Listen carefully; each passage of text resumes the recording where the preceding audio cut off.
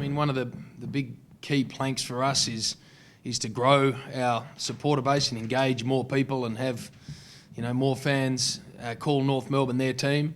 And it is an enormous privilege to be able to take AFL football live into a city like Hobart, where the game's already entrenched and people already love it. So, for us to be able to play the first ever AFL game for points in Hobart is, as I say, an honour and a privilege, and we can't wait.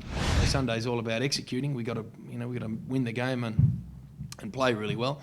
But we've also got to spend, a lot of time and energy engaging people in southern Tasmania and in Tasmania in general, because they love footy, and we've got to make sure that they love us. The AFL and their fixture have allowed us to play 2 games a year for 3 years in Hobart. We think that's a fantastic thing and can't wait to do it. Regional Victoria is an area that, again, is crying out for AFL footy.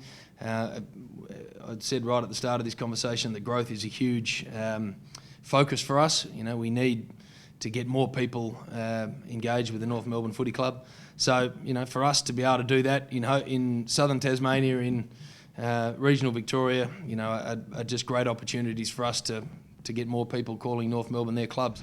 My view is this is a great arrangement. We've got 3 years to do it. Let's get these games being really successful. Let's get the people in Hobart and in, as I say, southern Tasmania, really keen to get in their car, on the bus, in a cab, whatever, and get to Blunston Arena and watch live AFL footy involving North Melbourne. If, and I hope it's when, those games are really successful, we can maybe revisit, what it should look like in the future. But, my take on this is deal's done, contract in place, let's honour it to the absolute best we can, and make sure that everyone who comes to those games leaves thinking it's the best thing ever. Well, I think you judge a success by the experience people have at the ground at Blunston Arena. Unbelievable venue. If it's full, or again, hopefully when it's full, people have seen a great game of footy, and hopefully North Melbourne play really well, and they get in the car and they go home, but then they go to their Auskick, they go to their junior footy club, they go to their junior school, and over the course of the next 3 years they have an experience where they get to see someone like Jack Zeeble, who's been down there twice already, was in Tassie last week. Success is, I think, over the long period of time, getting people engaged with our footy club. With this particular situation, we've got a place that's already AFL mad. I go down to Tasmania a lot, obviously, for a lot of reasons, and I always say this: I've never seen a place that is more crazy about the game of AFL footy than Tasmania, north and south. So they are rusted on AFL fans, and therefore for us to be able to play in front of people who are already that passionate about AFL footy is, as I say, a huge privilege and a great chance for us to give 250,000 people, 250,000 people, a product they're screaming out for. Money is a very short-term discussion, to be honest. Much more important for us as a club going forward is the fact that we need a lot more people than we have at the moment to, support us as a footy club and become rusted on North Melbourne people. The way forward for us over the next 10, 15, 20 years is to double our supporter base. If we don't do that, then we're always going to have the challenges we have now. I want the kids to come home with the North Melbourne footy under their arm going, Dad, next time the Kangaroos come down here, I want to be at the ground. That's the future.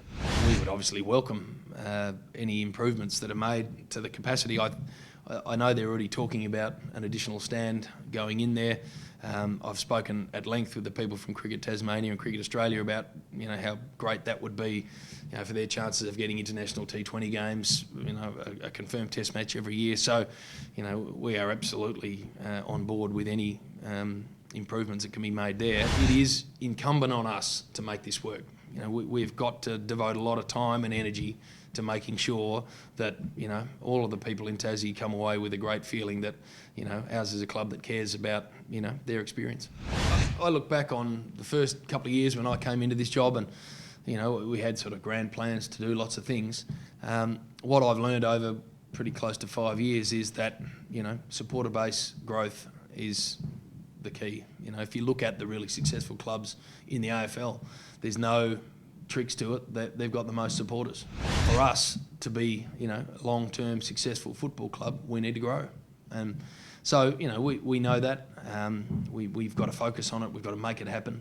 It's not going to happen overnight. It's going to be a long-standing commitment from us as a footy club to make sure that we engage with, as I say, people in southern Tasmania who, we hope have a great time with us.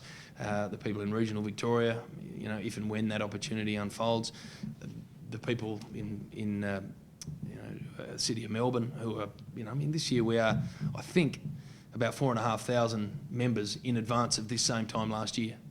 And this you're talking about a footy club that's finished ninth the last 2 years, so we haven't played a final for 3 years, and yet we are close to 5,000 additional members to this same time last year. I think the Tassie membership's close to 3,500 people. So, the signs are that we are growing.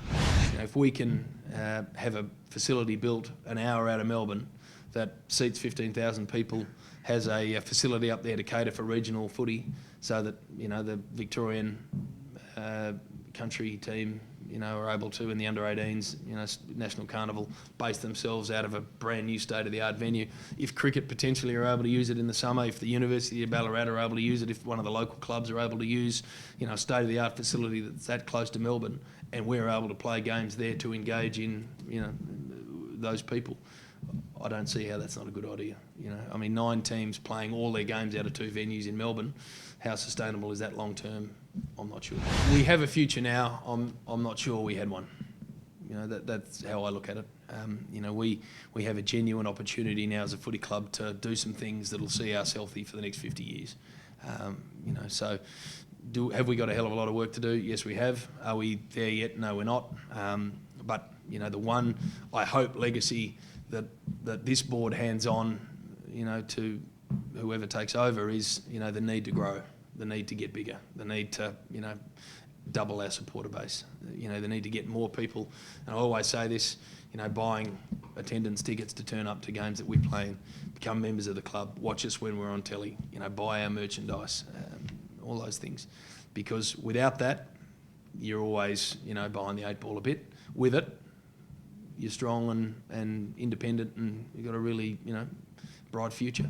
So we need to grow, and we need to continue to work hard to grow. And, if you're asking me now about what I think this board's done, I think we inherited a business that needed an enormous amount of hard work to stabilise it.